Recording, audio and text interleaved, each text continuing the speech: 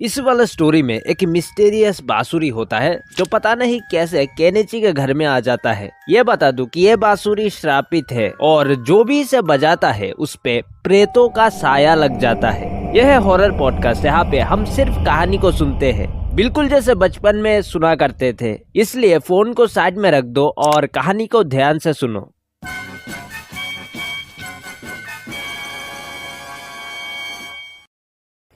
गर्मियों का दिन है, बाहर तेज धूप जिसके तले बच्चों का खेलना भी मुश्किल हो गया है। आसमान में तैरती हुई सफेद बादलें जो उत्तर की दिशा में बढ़ रही है और यहाँ पे बगल में ही स्कूल की घंटी बजती है।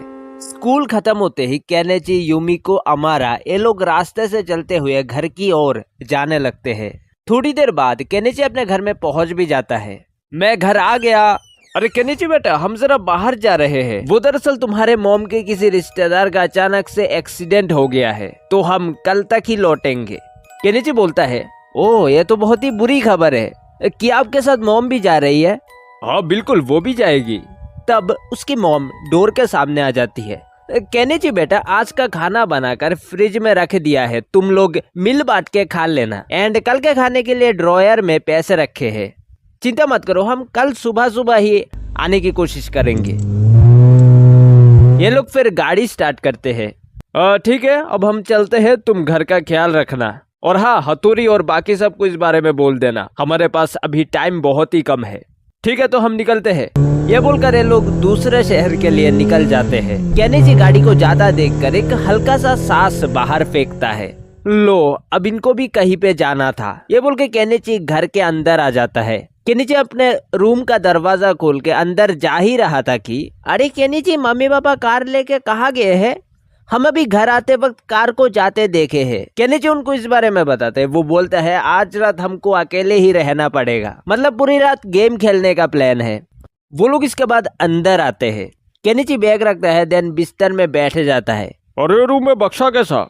अरे हाँ, ये रूम में बक्सा? केनिची कहता है, अरे हाँ, मैंने तो देखा ही नहीं, शायद से हथौड़ी का होगा। शिंजो बोलता है, लेकिन मैंने तो इसे पहले कभी नहीं देखा। शिशिमानो फिर बीच में कहता है, अरे देखो, इसके पीछे एक स्क्रॉल भी रखा हुआ है। शिंजो कहता है, अरे रुको शिशिमानो, इस बक्से को देखो, ऐसा बक्सा ईगागाव का तो नहीं लगता, ना ही कोगा का। हाँ तुमने सही कहा, मगर एटलीस्ट हम स्क्रॉल को तो खोल ही सकते हैं। केनिची कहता है, हाँ चलो इसको खोलते हैं। शिंजो आगे बढ़ता है, स्क्रॉल को हाथ में लेता है। वो फिर धागे को खोलते हुए स्क्रॉल को ओपन करता है। अरे ये तो खाली है, शिशिमानो जल्दी से मोमबत्ती को लेके आओ। शिशिमानो यही करता है, ऊपर सीलिंग में से जलती हुई मोमबत्ती लेके स्क्रॉल के पीछे रख देता है। एंड इसी के साथ स्क्रॉल के खाली पन्ने पर लाल रंग के बने अजीब लिखावट वाली अक्षरें उभर के आने लगती है। केनिची इसको देखकर बिस्तर से छलांग लगाकर नीचे आ जाता है। अरे देखो तो, यहाँ तो कुछ लिखा हुआ है, चलो लाओ मैं पढ़ता हूँ। केनिची थोड़ी देर इसको देखकर फिर पढ़ना शुरू करता है। यहाँ पे लिखा है, सुनेगा धुन कोई भी जो इससे मिट जाएगी डर उसका बड़ा सबसे। अरे इसका क्या मतलब है?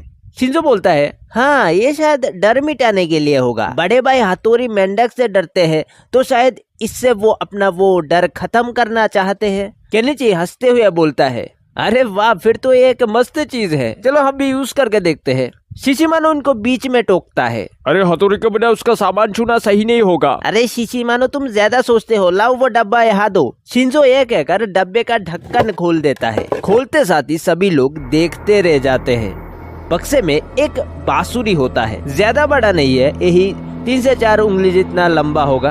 केनिची कहता है, ओके फिर मैं इसको बजा के देखता हूँ। वो फ्लूट को हाथ में लेता है। अरे ये तो कुछ अलग सा है। शिशिमानो बोलता है, अलग तो होगा ही, ये हड्डी से जो बना है। क्या हड्डी से? केनिची चौंक जाता है, लेकिन फिर भी वो उस फ्लूट को हाथ पे कसकर पकड़ा था। पता नहीं किसके हड्डी है, छोड़ो जो भी हो, अभी बजाते हैं। एक अजीब सा आवाज। ये धुन नॉर्मल बांसुरी से काफी अलग थी। इसका सुर सुनने में अजीब तो था ही, साथ ही में एक अनोखे विचित्र इमोशन को जगा भी रही थी। अरे इसका साउंड तो बड़ा अजीब है। खैर जाने दो, अभी हमने सुर सुन लिया, देखो डर गायब हुआ कि नहीं। ये लोग फिर बांसुरी को बॉक्स में रख के उसी जगह पे स्क्रॉल के साथ रख देते हैं। केनिची के घर से काफी दूर शहर के उस पुराने मंदिर के पीछे हथौरी अपना ट्रेनिंग में लगा था कि तभी उसके कानों में एक बहुत ही अनोखी आवाज पड़ती है, जिससे वो बीच ट्रेनिंग में ही ठहर जाता है। अरे ये आवाज कैसी थी? मैं गलत नहीं हूँ तो ये बांसुरी की आवाज थी, लेकिन ऐसी सुर वाली बांसुरी की धुन। हथौरी ट्रेनिंग यहीं पे खत्म करता है। वो उस धुन का पीछा करता है, जबकि उसने हल्का सा ही आवाज सुना था, फिर भी पूरे लाइन को ट्रैक कर लिया कहाँ से वो आवाज आया। भागते भागते हथौरी आखिर में उसके घर के यहाँ ही आके रुक जाता है। भाई देर नहीं करते, वो खिड़की खोलते हैं एंड सीधा फ्लोर पे आके बैठ जाते हैं। तब केनिची एंड बाकी सब टीवी देखने में लगे थे। हथौरी कहता है ये कैसा बक्सा है? वो लोग बताते हैं इस बक्से के बारे में। तब हथौरी खड़ा हो जाता है। तुम लोगों ने बिना सोचे बक्से को खोल दिया। और तो और वो उस बक्से को खोलता है। मुझे लगा ही था ये वही है। मैं पूरी तरीके से श्योर हूँ ये वही है। हथौरी पसीना पसीना हो जाता है। उसकी यह हालत देखकर बाकियों को भी डर लगने लगता है। हथौरी, इसमें इतनी सोचने वाली क्या बात है? स्क्रॉल में तो लिखा है इससे डर दूर होता है। हथौरी गुस्सा होकर जवाब देता है, अरे लोग झूठ भी तो बोल सकते हैं ना, तुम लोग सब सच क्यों समझ लेते हो?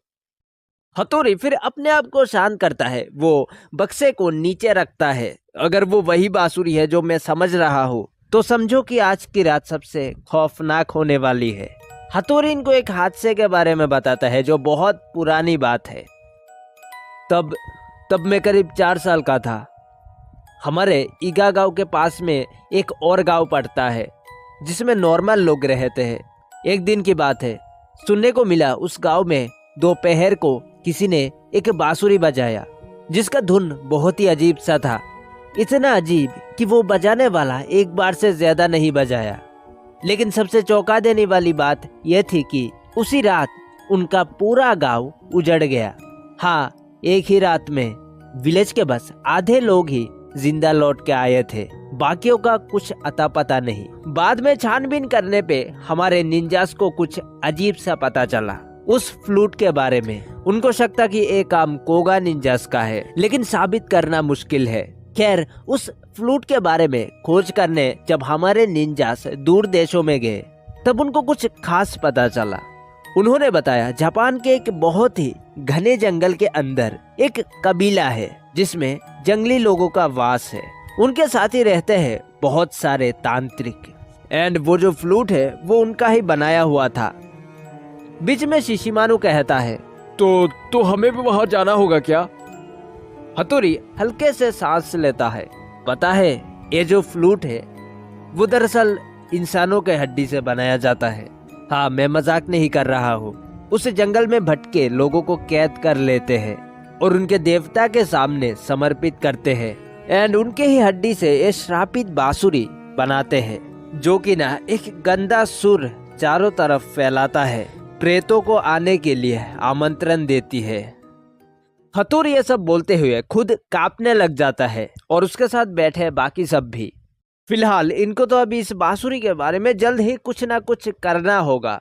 शिंजो कहता है, बड़े भाई अब आप इसका क्या करने वाले हो? हथौरी जवाब देता है, देखो अभी तो इसको मैं दूर कहीं दफना दूंगा ताकि और किसी को ये प्रेत बांसुरी ना मिल जाए। हथौरी बक्से को एंड स्क्रॉल को अपने साथ लेकर खिड़की खोल के बाहर छत पे खड़ा होकर मौसम का भाव देखता है। केनिची, शिंजो, शिशिमानु, मैं जितना हो सके तेजी से जाऊंगा। शाम से पहले आने की कोशिश करूंगा। तुम लोग मेरे आने तक घर में ही रहना एंड अगर कुछ अजीब लगे तो अमारा को कॉल कर देना, वो जरूर हेल्प करेगा। याद रहे, जो भी करो रात होने के बाद किसी के लिए दरवाजा ना खोलना। तुम तीनों एक साथ इसी रूम में डटे रहना। ये कहकर हथौरी छतों पर कूदते हुए कहीं दूर चला जाता है। शिंजो, शिशिमानु, अब क्या करे? शिशिमानु कहता है, मैंने मना किया था, अब देखो क्या हो गया। लेकिन अब दोष देने से क्या फायदा, चलो यहीं पे इंतजार करते हैं। ये लोग बहुत ही डरे हुए थे मगर अब कर भी क्या सकते हैं। चलो टीवी देखते हैं दोस्तों, रात होने में बहुत टाइम है, इतना टेंशन लेना भी सही नहीं होगा। लेकिन अभी किसी को टीवी देखने का मूड ही नहीं हो रहा था, कैसे ही होगा। केनिची अपना बिस्तर में बैठ जाता है, वही बैठा बैठा लेट जाता है। नीचे फ्लोर पे शिशिमानु डरा हुआ ऐसे ही बैठा है। उसके बाजू में बिस्तर के एक कोने में पीठ लगाकर शिंजो भी बैठा हुआ है। उनके साइड पर अभी भी खिड़की के बाहर नीले आसमान में सफेद बादल बहकर जा रही है और ऐसे ही देखते देखते तीनों की आंख लग जाती है। आंखें खुलती है। केनिची अपने आप को बिस्तर पे लेटा हुआ पाता है। अरे मैं सोया कब? वो अपने शरीर पे जोर लगाता है मगर उसका बॉडी हिल ही नहीं रहा था। तभी नीचे फ्लोर पे शिंजो का भी नींद टूट जाता है। अरे मुझे नींद कब आई? मैं कब से सो रहा हूँ। शिशिमानु उठो। वो उसको भी जगा देता है। अरे क्या हुआ? मुझे चॉकलेट रोल खाने। शिशिमानु उठो, देखो बाहर। शिशिमानु आंखें खोलता है। अरे क्या हुआ बाहर? शिशिमानु देखता है बाहर खिड़की से। वहां से सुनहरा रंग रूम के अंदर आ रही है। खिड़की पे पीले नारंगी बादल ढलते सूरज के रोशनी में जल्द जल्द जा रही थी। अरे अरे शाम होने को आई है क्या? हम कब से सो रहे हैं? शिंजो उसको उठाते हुए बोलता है। देखो ना शिशिमानु, सूरज भी ढलने को आई है लेकिन बड़े भाई का कुछ पता नहीं। तभी घर के एक नल से एक बूंद पानी टपकने की आवाज आती है। अरे केनिची बिस्तर पे था। वो देखता है अभी तक वो सपने में खोया हुआ था। केनिची उठकर बैठ जाता है। एक गहरा सांस लेने के बाद उसकी नजर नीचे फ्लोर में पड़ता है जहां शिशिमानु एंड शिंजो दोनों गहरे नींद में लीन है। केनिची फिर खिड़की की ओर भी देखता है। वहां वाकई में सूरज ढल रहा होता है जिसको देख के उसको एक डर सा लगता है। लो, हथौड़ी अब तक आया भी नहीं और यहाँ रात होने को आई है। काश वो जल्दी आ जाए। हिम्मत करके केनिची रूम से बाहर निकलता है। धीमे कदमों से सीढ़ियां उतरकर वो नीचे आ जाता है। हाँ, मैं तो खामखा ही डर रहा था, कुछ भी नहीं हुआ। वो ये कहकर घर से बाहर चला आता है। बाहर काफी ज्यादा हवा चल रही है, मानो तूफान आने वाली है। केनिची थोड़ा वहीं पे रुक जाता है। ढलता सूरज, ऊपर बादले जो तेज गति से जा रही है, इनको देखते हुए ही केनिची को उत्तर की दिशा में दूर तूफान के बादल दिख जाते हैं। वो आसमान में उत्तर की ओर से आ रही होती है, मतलब वहाँ उस साइड में काला सा हो रखा था। केनिची ही और थोड़ी देर खड़ा रहता है, यहाँ तेज हवा का मजा लेता है। उसके बाद आखिरकार मन भरने पे बंदा घर में आ ही जाता है। बाहर तो कितना हवा है, चलो थोड़ी देर यही बैठ लेते हैं। वो हिम्मत करके उनके सोफे वाले रूम में आके थोड़ी देर के लिए बैठ जाता है। वैसे तो केनिची डर के अधमरा हो रखा था मगर अभी भी उसमें थोड़ा बहुत हिम्मत बाकी था। केनिची ही रूम में बैठा बैठा हाथ पैर हिला रहा था। उसको करने के लिए कुछ नहीं है। जब तक हथौड़ी ना आए यही टाइम पास करना होगा। अरे हाँ, हथौड़ी ने तो कहा था सब एक साथ रहने के लिए। मुझे शायद ऊपर जाना चाहिए। केनिची सोफे से उठता है। यहाँ पे बैठने के बाद उसको लगा अब ऊपर जाना ही ठीक होगा क्योंकि बाहर भी अंधेरा फैलने वाला है जल्द। वो अपना एक पैर आगे करता है कि किचन में से एक आवाज आता है, किसी बर्तन के ठुकने का आवाज। केनिची वहीं पे थम जाता है। नहीं, वह शायद से चूहा होगा। वो आवाज को अनदेखा करता है, अपना दूसरा पैर आगे बढ़ाता है कि तभी फिर से एक और आवाज उसके कानों में आता है। अब की बार आवाज थोड़ा जोरदार था। केनिची घबराते हुए बोलता है, किचन में कौन है? उसने बस एक बार कहा, साथ ही साथ 2 कदम बढ़ा के थोड़ा आगे चला गया। लेकिन इस बार कोई शब्द उसे सुनाई नहीं दिया मगर बाहर का बेल जरूर बजा है। केनिची सोचता है, अरे भाई शाम के वक्त कौन आया होगा? वैसे अच्छा हुआ कि मैंने दरवाजा लॉक कर दिया था। वो सोफे वाले रूम से बाहर निकल आता है एंड घर के दरवाजे पे जाके खड़ा हो जाता है। कौन आया है बाहर?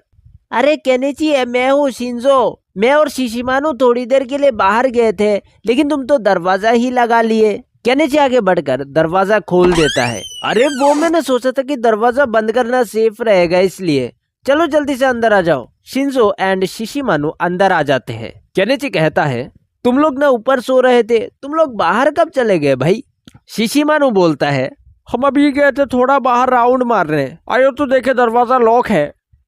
अच्छा अच्छा चलो छोड़ो, अभी चलो ऊपर जाके बैठते हैं। जब तक हथौड़ी नहीं आ जाता हम वही बैठेंगे, रात का कोई भरोसा नहीं है कब क्या हो जाए।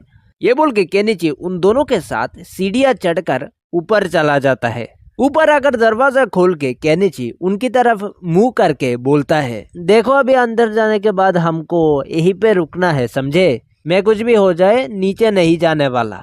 केनिची फिर सही से देखता है, वो उस तरफ मुंह करके जो बोल रहा था वहाँ शिंजो एंड शिशिमानु है ही नहीं।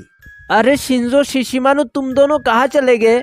तब केनिची के पीछे से यानी कि रूम के अंदर से आवाज आती है, क्या बात है केनिची, तुम बाहर हवा में किससे बात कर रहे हो? केनिची पीछे मुड़ता है, वो देखता है शिंजो बिस्तर के कोने में पीठ लगा के अब भी बैठा हुआ है एंड शिशिमानु वही फर्श पे बैठा है। ये देखते साथ ही उसके पैरों तले जमीन खिसक जाती है। केनिची कहता है, अरे तुम दोनों ना अभी अभी मेरे साथ थे, इतनी जल्दी अंदर कैसे आ गए? शिशिमानु कहता है, अरे तुम पागल तो नहीं हो गए, हम कब से यहीं पे है, तुम बाहर कहाँ गए थे? केनिची खुद को शांत करता है, दरवाजे को बंद करके शिंजो एंड शिशिमानु के पास ही आके बैठ जाता है। केनिची दोनों को इस घटना के बारे में बताने पे ये दोनों भी शौक हो जाते हैं। लगता है तुम्हें वहम हुआ है केनिची, अभी तो सही से रात भी नहीं हुआ है, कुछ कैसे हो सकता है? केनिची बहुत मुश्किल से इस चीज को नकार रहा था, मगर उसने जो अपने आंखों से देखा उसको कैसे नजरअंदाज करे। खैर ये लोग मिलकर रूम के खिड़कियों को सही से बंद कर देते हैं। अभी बाहर अंधेरे ने पूरी तरीके से सूरज को खा गया था, बचा सिर्फ काले बादल और तेज हवा। ये तीनों रूम के बीच में चुपचाप बैठे हुए एक दूसरे की तरफ देखने लग जाते हैं। शिंजो कहता है, लगता है बड़े भाई कहीं पे गए हुए हैं, वरना उनको इतना सा काम करने में ज्यादा टाइम नहीं लगना चाहिए। केनिची कहता है, हाँ काश वो आ जाए जल्दी। केनिची ने इतना बोला ही था कि उनके रूम का बल्ब अचानक से बंद हो जाता है, जिससे तीनों डर के मारे पसीना पसीना हो जाते हैं। शिशिमानु देखो तो। शिशिमानु बाहर खिड़की से झांक के देखता है, अरे बाहर तो किसी के भी घर में बिजली नहीं है, यानी कि इस पूरे इलाके में ही बिजली नहीं है। पहले से ही डर का माहौल छाया हुआ था, ऊपर से लाइट भी चला गया है। इस अंधेरे में ये लोग क्या करते हैं, मोमबत्ती जलाकर उसको बीचों बीच रख देते हैं। तभी उनके घर का डोर बेल बजता है। बेल की आवाज से सबके शरीर में एक करंट सा दौड़ जाता है। शिंजो बोलता है कि केनिची दरवाजे पे कोई है। शिंजो लेकिन हथौड़ी ने तो कहा था दरवाजा ना खोलने के लिए। वो लोग अपने ही चिंता में उलझने लग जाते हैं। तब शिशिमानु कहता है, एक काम करते हैं, हम तीनों एक साथ जाते हैं वहाँ। ये लोग फिर यही करते हैं। धीरे कदमों से तीनों सीढ़ियां उतरते हुए दरवाजे के सामने आके खड़े हो जाते हैं। नीचे वाले एरिया में बिल्कुल गहरा अंधेरा था। केनिची थोड़ा ऊंचे आवाज में कहता है, जी बाहर कौन है? बाहर से एक हल्का आवाज आता है, केनिची ये मैं हूँ तुम्हारा अंकल, मुझे तुम्हारे डैड ने भेजा है। सुना हो आज रात तुम बच्चे लोग अकेले रहोगे, तो भाई ने मुझे यहाँ भेज दिया। केनिची कहता है, अंकल मतलब आप? हाँ मैं तुम्हारा दूर का अंकल हूँ बेटा, याद है ना बचपन में मैं कितनी बार यहाँ आता था? केनिची के सोच में तब एक चेहरा आया, ओ हाँ अरे आप तो। ये बोलते बोलते उसने दरवाजा खोल दिया। तीनों देखते हैं दरवाजे के बाहर एक आदमी खड़े हैं, उम्र यही कही 30 से 35 साल जितना। केनिची के डैड से कद में थोड़ा सा ऊंचा। वो आदमी घर के अंदर आ जाता है। मुझे पहचाना बेटा? वो सब मोमबत्ती के रोशनी में उस आदमी को साफ देख पा रहे थे। हाँ अंकल आप तो पहले बहुत आते रहते थे, आइए ना अंदर आइए। केनिची उनको अंदर बुला लेता है। फिलहाल अंकल, केनिची, शिंजो, शिशिमानु सब लोग ऊपर वाले रूम में बैठे हुए हैं। अंकल कहते हैं, वैसे तुम लोगों के लिए खाना वगैरह तो है ना? शिंजो बताता है, हाँ वो सब के बारे में आप चिंता ना करो, आज के लिए खाना ऑलरेडी बना हुआ है। घड़ी में सुई आगे जा रहा है। बाहर अंधेरा वैसे ही गहरा होता जा रहा है। उसी अंधेरे माहौल में बीच में रखी हुई मोमबत्ती को देखते हुए अंकल कहते हैं, खाने के लिए अभी समय बहुत बचा है, क्यों ना हम एक कहानी सुने। बच्चे बोलते हैं, कहानी? हाँ बच्चों, ऐसे ही बैठे रहने से चलो मैं तुमको एक कहानी सुनाता हूँ। ये कहानी काफी रोमांचक है और डरावना भी। ये 4 दोस्त की कहानी है जो एक लंबे सफर में निकले थे। अभी केनेची, शिंजो, शिशिमानो ये लोग भी इस कहानी को सुनने के लिए बेताब हो जाते हैं। अंकल फिर कहानी को सही में शुरू करते हैं। मोमबत्ती के रोशनी में जो माहौल है उसमें अंकल अपना कहानी शुरू करते हैं। 4 दोस्त एक गाड़ी को रेंट पे लेकर निकले थे पूरा जापान ट्रैवल करने। हर एक कोने को देखते देखते वो लोग एक दिन किसी घने जंगल में जा घुसते हैं। जंगल इतना घना और सुनसान था कि बाहर के दुनिया के साथ इसका मानो कोई रिश्ता ही ना हो। जंगल के ऊबर खाबर रास्तों पे गुम होने के बाद वो लोग किसी आदिवासियों के बस्ती में जा पहुंचते हैं।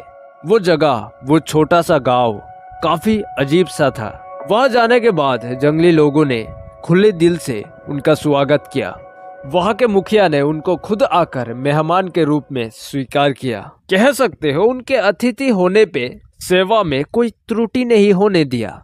उस बस्ती में रात को जब सूरज ढला, सभी लोग उत्सव का आयोजन करने लगे। चारों तरफ फूल, पत्ते वगैरह वगैरह से सजाया जा रहा था और आखिर में अनुष्ठान शुरू होता है।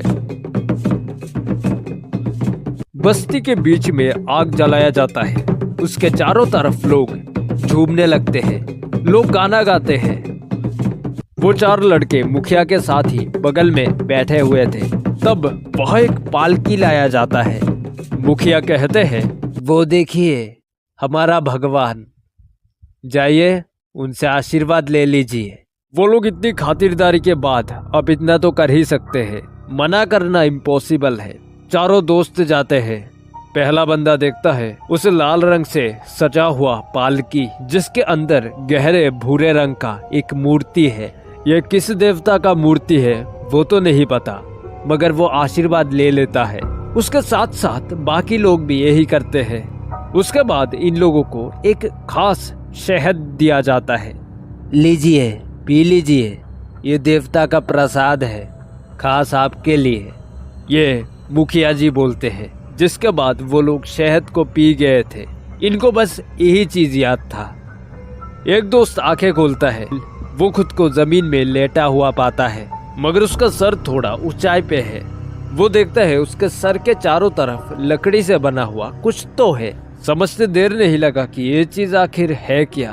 बंदे का शरीर डर से सहम जाता है। वो देख पा रहा था उसके आजू बाजू और भी लोग हैं जो कुछ अजीब मंत्र जाप करे जा रहे थे। एंड आखिरी जो चीज उसे याद था वो था उसके सामने रखी एक विशाल आकार वाली काली रंग की मूर्ति जिसके सर से सींग निकला हुआ था। शिंजो कहता है, और फिर क्या हुआ? अंकल जवाब देते हैं, वैसे कहानी तो यही तक है बेटा, मुझे इसके आगे का पता नहीं है। ये लोग फिर यहीं पे अजीब चीजों के बारे में बात करने लग जाते हैं। हम देखते हैं खिड़की के उस पार बाहर पड़ोस के घर के छत के ऊपर कोई खड़ा है। वो और कोई नहीं बल्कि अपना हथौड़ी है। हथौड़ी सीधा केनेची के रूम को देख रहा होता है। वो देखता है रूम के अंदर बीच में मोमबत्ती रखा है, लेकिन शिंजो, शिशिमानो, केनेची कहीं और देख के हवा में ही बात कर रहे हैं। हथौड़ी समझ जाता है यहाँ कुछ ना कुछ गड़बड़ जरूर है। दूसरी तरफ अंकल रूम के अंदर उन लोगों से कहते हैं, चलो बच्चों अभी मैं नीचे जाता हूँ, देखो खाने का क्या करना है। ये बोलकर अंकल दरवाजा खोलते हुए नीचे चले जाते हैं। अरे अंकल सुनिए, वो तो मोमबत्ती के बिना ही चले गए। ये लोग थोड़ा सोचते हैं। केनेची एक काम करो, उनको मोमबत्ती दे के आओ। केनेची डरा हुआ था बहुत ज्यादा, मगर फिर भी उसने मोमबत्ती पकड़ा। ठीक है, मैं उनको देकर आता हूँ, बोल के केनेची भी नीचे चला गया। वो देखता है नीचे गहरा अंधेरा है। अंकल आप कहाँ हो? अंकल, अरे ये आखिर गए कहाँ? केनेची अपने डर पे काबू रखकर किसी तरह kitchen, sofa room and toilet check करता है, लेकिन उसे अंकल कहीं नहीं मिले। केनिची फिर मोमबत्ती की रोशनी को उनके घर के सीढ़ियों के राइट साइड वाले साइड में घुमा देता है। 4 से 5 कदम चलने पे वो आखिरी कमरे के सामने पहुंच जाता है। अंकल क्या आप यहाँ हो? अंदर से कोई जवाब नहीं आता। तब केनिची अपने कान को वहां डोर पे लगाता है। उसे कुछ हल्का आवाज सुनाई दे रही थी, जैसे मानो कोई किसी से बात कर रहा है। केनिची घबराते हुए दरवाजे को हल्का सा स्लाइड करता है। वो देखता है वाकई में वहां पे कोई बैठा हुआ है। यह है उनके घर का वो जापानीज डिजाइन वाला कमरा, जहां टेबल पे मोमबत्ती रखा हुआ है, जिसके हल्के रोशनी में दरवाजे को पीठ करके कोई बैठा हुआ है। दिखने में अंकल जैसा ही लग रहे हैं। केनिची धीरे से कमरे में आ जाता है। वो मोमबत्ती को नीचे रख के अंकल की तरफ देखने लग जाता है। अंकल आप यहाँ पे क्या कर रहे हो? अंकल कोई जवाब नहीं देते।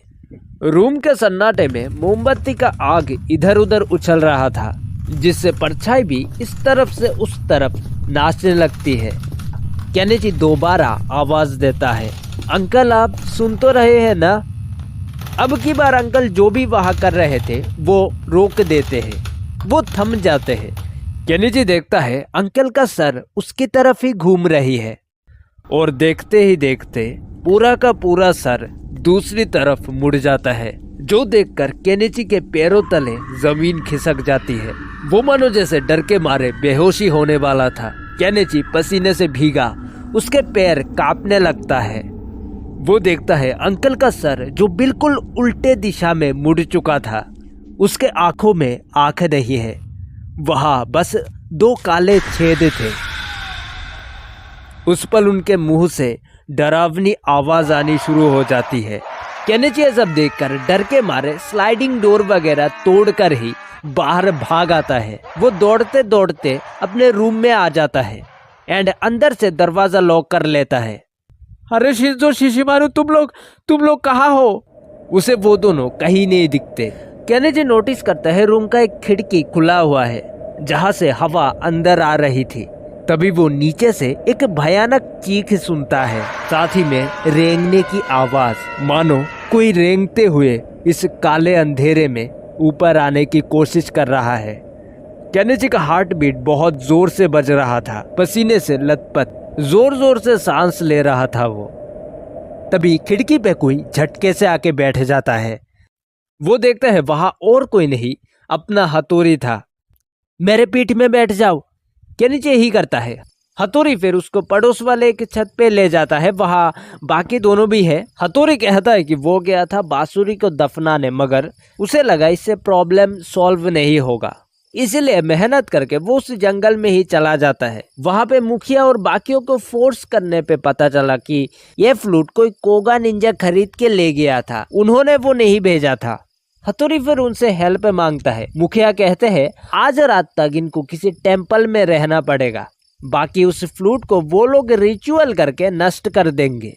जो भी हो, छत में से वो लोग देखते हैं कि अभी घर के रूम में वो मोमबत्ती बुझ चुका है, और वहां पे कोई काला सा, बिल्कुल काला सा कुछ जो पूरे घर में रेंग रहा होता है। ये लोग अब देर नहीं करते। हथौड़ी, केनिची, शिंजो, शिशिमारू सब लोग उस मंदिर में चले जाते हैं। पूरी रात वो लोग वहीं बैठते हैं। अगले दिन सुबह केनिची के पेरेंट्स भी वापस आ गए थे एंड उस दिन कुछ एबनॉर्मल महसूस नहीं हुआ, यानी कि अब सब कुछ ठीक है। केनिची डिनर करते वक्त उस दिन रात को उसकी मॉम से एक सवाल पूछता है। वो उस अंकल के बारे में बोलता है। उसकी मॉम कहती है कि वो आदमी पहले बहुत आता था जब केनिची छोटा था, फिर कुछ सालों पहले वो कहीं घूमने गया था, मगर वहां से लौटा नहीं। उसके बारे में असल में कुछ जानकारी है ही नहीं। और इसी का साथ ही ये कहानी यहीं पे खत्म होता है। तुम यहाँ पे क्लिक करके ऐसे और स्टोरी सुन सकते हो। मिलते हैं अगले वीडियो पे, उससे पहले बाय बाय।